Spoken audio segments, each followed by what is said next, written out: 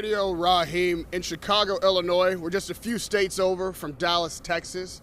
I'm waking up, as most of you are, to the terrible news that Errol Spence has been involved in a serious car accident in Dallas, Texas. According to news accounts at 2:53 a.m. this morning, the unified welterweight champion Errol Spence was driving his Ferrari, flipped the car multiple times. Reportedly, Errol Spence was in the vehicle alone. Thankfully, it is being reported as a single car accident, meaning that even though he did veer into oncoming traffic, apparently he didn't hit any other vehicles. Nobody else was injured. There was no one in the car with him to be injured. The car, as you see here, takes significant damage. It was flipped multiple times. I'm assuming that this can be considered a totaled vehicle. Obviously, the rear end is totally smashed to bits. You can see damage in the front corner panels. It's a little bit hard to make out, but obviously this is a convertible Ferrari, which probably is how the fighter was ejected from the vehicle so easily.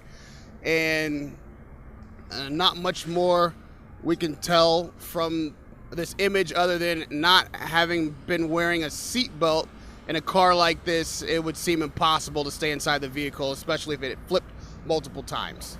The champ apparently will survive the car crash. His life is not in danger, although he is in the IC unit, intensive care unit, at Methodist Hospital in Dallas, and they're considering his condition serious.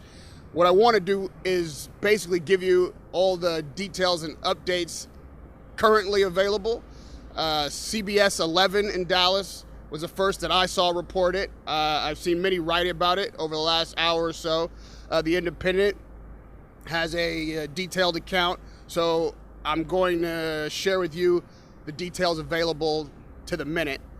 And right now what's being reported is, again, Errol Spence was driving a Ferrari. He was headed northbound on the 500 South Riverfront Boulevard at a high rate of speed, veered left over the center median onto the southbound lanes of traffic, losing control of the Ferrari, flipping it multiple times. Unfortunately, the unified champion was not wearing a seatbelt and was ejected from his vehicle, suffering serious injuries and being rushed then immediately to Methodist ICU unit in Dallas, at the hospital where he is currently recovering, again, from not life-threatening injuries, but in serious condition.